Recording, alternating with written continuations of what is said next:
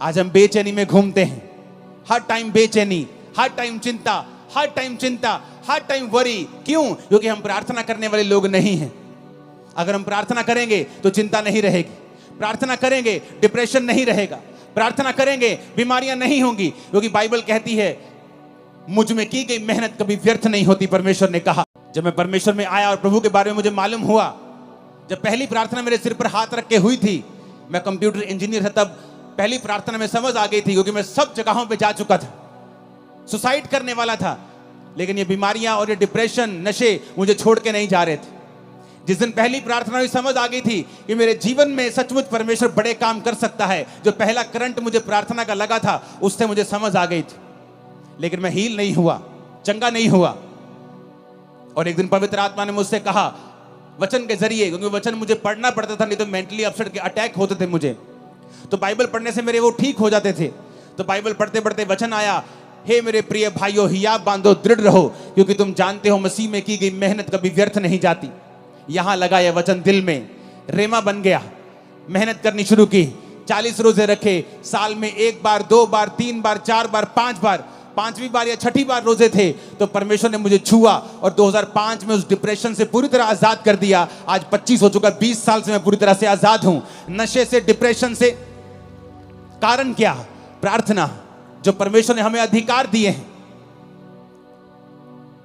आपने कंप्लेंट अपने पास्टर को की है कि आपने रोज प्रार्थना की है? आपने 2 महीने करके बंद कर दी, आपने लगातार प्रार्थना नहीं की। आपको वचन के ऊपर खड़े होना होगा जब अगर आप चाहते हैं रिजल्ट आए तो। संविधान में लिखा है अगर रजिस्ट्री आपके मकान की आपके नाम पर है तो कोई उस पर कब्जा नहीं कर सकता, लेकिन लोग कब्जा फिर भी कर लेते हैं। फिर आप क्या करते हैं? रोते हैं। क्या रोने से घर छूट जाएगा? आप लड़ेंगे, वो गैर कानूनी है।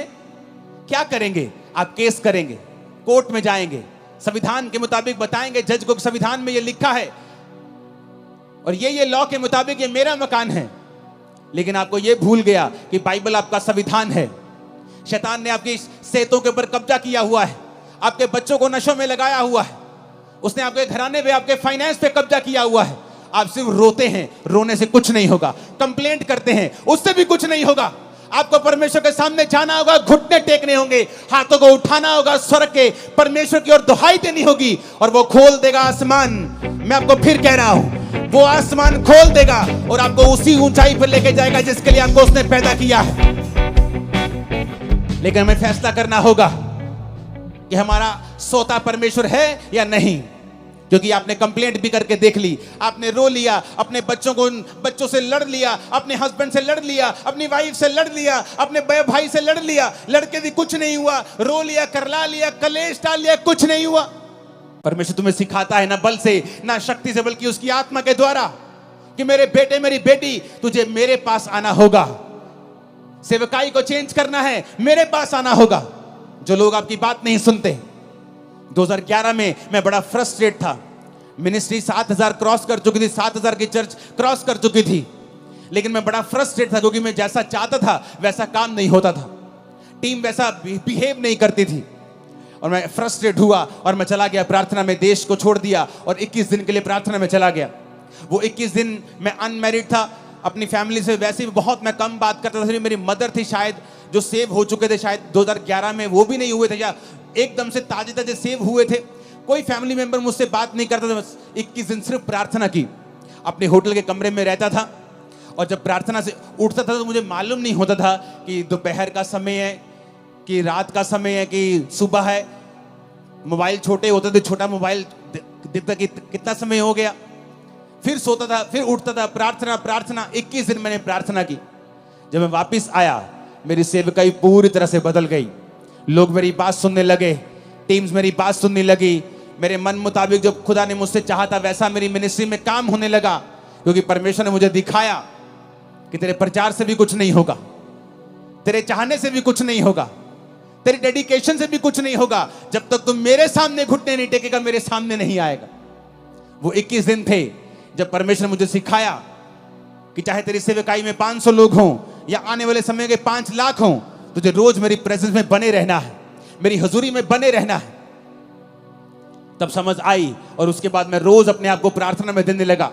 अपनी लाइफ में प्रार्थना को प्रथम स्थान दिया।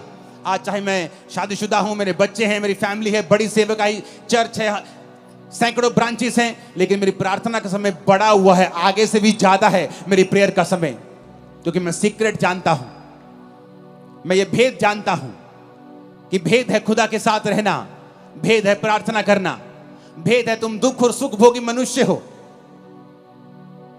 एलिया कोई स्वर्गदूत नहीं था। राजा के सामने जाके बोलना कि राजा मेरी जिम्मेवारी से बोलता हूं, तेरे देश में बारिश नहीं आएगी, यानी तेरा देश भूखा मरेगा। आज तो जमीन के नीचे से पानी निकाल लेते हो समरसिबल से, तब ऐसा नहीं होता था। कुएं खोदने पड़ते, निकले पानी ना निकले उस इलाके में जहां वो रहता था। उसने जिम्मेवारी ली। दिलेरी कहां से आई? प्रार्थना से। बाल के नबियों को मार दिया, बड़े बड़े काम किए। फिर इजाबेल ने कहा एलिया आज तेरा सिर मैं धड़ से अलग कर दूंगी। एलिया भागा, एलिया भागा। उसका भागना, उसका डरपोकपन इस बात का सबूत था कि एलिया भी एक मनुष्य ही था। उसकी पहली दिलेरी इसलिए थी कि वो रोज प्रार्थना में समय बिताता था। उसके बाद जब इंसान विक्ट्री देखता है, जीत देखता है, इंजॉय करने लगता है, प्रार्थना भूल जाता है, तो शैतान फिर से उसे डराने लगता है। वो फिर से भागता है और खुदा से कहता है खुदा मुझे मार दे, मैं अपने वंशों से अच्छा नहीं हूं। परमेश्वर से रोटी देता है और पानी देता है, बोलता है खा, तुझे बहुत काम करने हैं।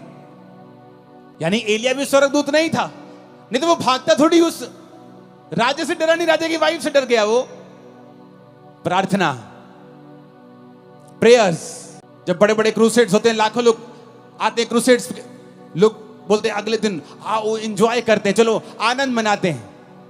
हाँ आनंद करो, कोई बात नहीं, लेकिन अगली मीटिंग के लिए मुझे फिर खुदा की प्रेजेंस में ही जाना है, क्योंकि पिछले मसे से मैं अगला संडे नहीं चला सकता हूं। मैं अपने सोर्स को समझता हूं, अपने सोते को समझता हूं कि वो परमेश्वर है। जिस दिन आप ये समझ जाएंगे कि सब बातें परमेश्वर की ओर से होंगी। आप पौलुस को पढ़ के देखो, जब वचन कहता है कि उस औरत ने बपतिस्मा लिया, उसके घराने ने बपतिस्मा लिया, उसके बाद पढ़ के देखो क्या हुआ। अगर आप 16 से लेकर 40 आयत तक पढ़ेंगे प्रेरितों के काम की, आपको मालूम होगा।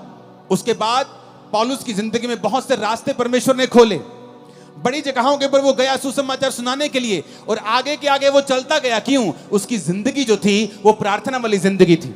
जब आप प्रार्थना वाली जिंदगी आपकी होती है, आगे के बाद आगे रास्ते खुलते जाते हैं। आप प्रार्थना बंद कर देते हैं, आप उस लेवल पर स्टक हो जाते हैं, अड़ जाते हैं, खड़ जाते हैं। जैसे पानी बहता हुआ रुक जाता है तो फिर वो स्मेल करता है, बहता पानी स्मेल नहीं करता है।